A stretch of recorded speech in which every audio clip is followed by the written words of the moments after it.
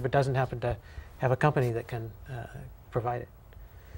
Yeah, So those kinds of reforms of reallocating how we're spending our money as well as making it more efficient. And on the efficiency side, I think one of the key things there is a public option. That is the kind of Medicare for all, Medicare and Medicaid for all. That's vastly more efficient than private health care right now. It's almost, most studies show 25 to 30% more efficient than private delivery right now. And that makes some sense because there's Medicaid didn't make any profit on it. They don't have any advertising budget to sell new products that marketing has come up with and subsidize a whole bunch of, and pay for a bunch of actuaries who are trying to study all these little groups and try to figure out how can we adjust the plan so that we'll be covering less stuff from those people so we won't have to pay out as much. And all that sort of overhead that just doesn't exist in the government plan. Well, now, you know, another major issue is this whole business of real estate. I mean, here we have many people are now finding their homes being foreclosed upon because they got involved in a financial plan that they couldn't actually support, but they're going to lose what they'd already invested. Any thoughts here about where we ought to be on this matter of financing of homes and the people having a chance really to buy a home, maybe taking longer to pay off the debt, but having a debt that's doable? Well, I think you know, I look at that in part as a piece of the larger picture. And we just talked a little bit about the market in health insurance. And a similar issue arises there where it's in some ways more challenging today for people because it isn't that I, as a homeowner, have a mortgage with you, my local bank. You may or may not have provided the mortgage, and then that gets packaged into some others and sold to somebody else. And basically people are buying the cash flow out of that. They're not, which is what the original bank kind of did, but now it's lumped in with a bunch of other things. And those people who have bought it just for cash flow that are distantly removed have no interaction with the homeowner. Yes. And it's great difficulty renegotiating any kind of terms or anything because it's like a mortgage, it's like a mutual fund. A whole bunch of people own little pieces of my mortgage or your mortgage. And so it's hard to identify somebody to do that kind of negotiation because the person who first did it has moved on. They're doing something else. There are people who originate mortgages, package them up and sell them to somebody else, and they go on and originate more mortgages. So the market has become disconnected from the pieces underneath it.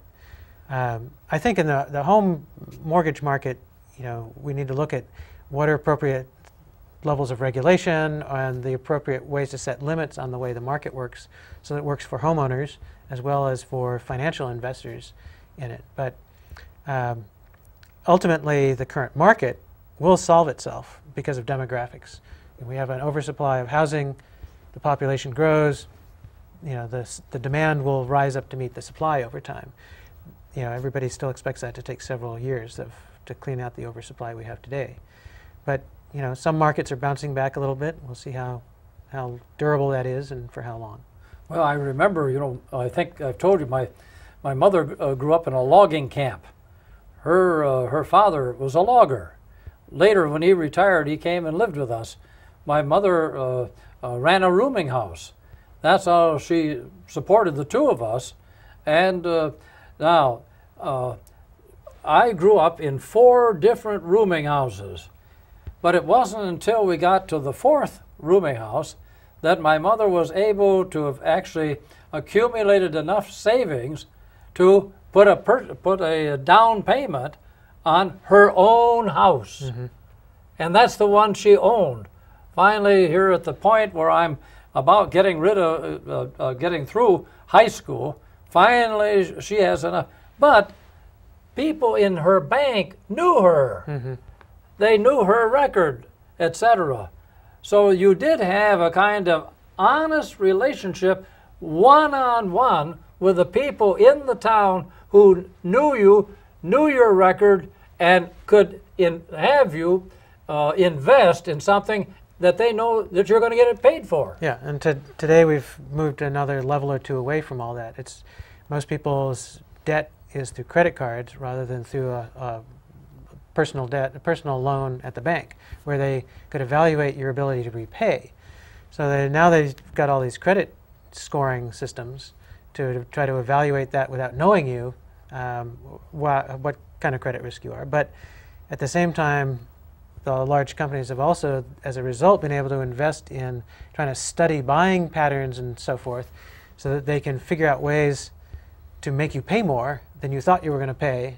And that's part of the credit card legislation that's been going through, is to try and clean some of that up and find a way to keep credit card companies from essentially taking advantage of the fact that they can change the terms at will. It's in really teeny print that doesn't really mean anything to anybody. It's very hard to understand what they're trying to tell you, what they're trying to explain in those complicated agreements that now change your interest rate if you were a day late on a payment, including the stuff that you already, not the new stuff, but on the old stuff. Yes.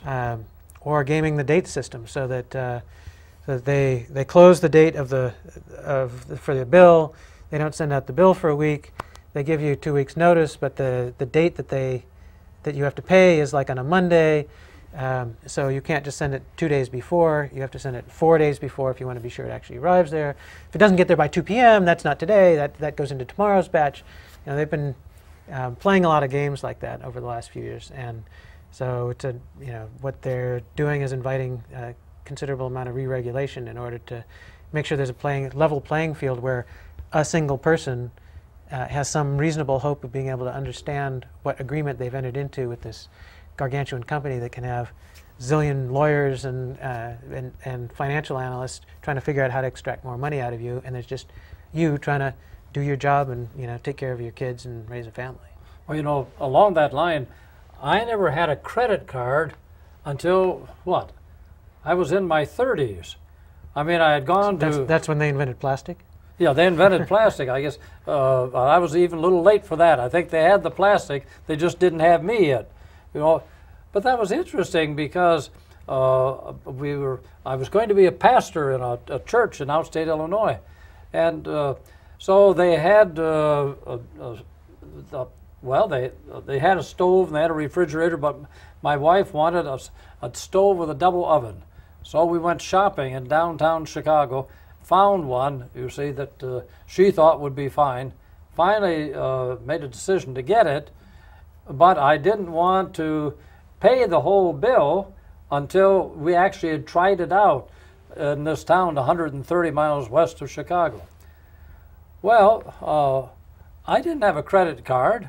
I didn't want a credit card. I did want to pay a down payment and then see if the stove really worked, and where I would have some advantage of not finishing it if the stove didn't really function. Well, that's what we had to. That's what we did, and it succeeded. It was not everybody living every day and every week on some credit card. I now have one, but I tend to watch my use of it. Now, we think of another major problem or issue for us here in the United States with our new president, Obama, and that has to do with education.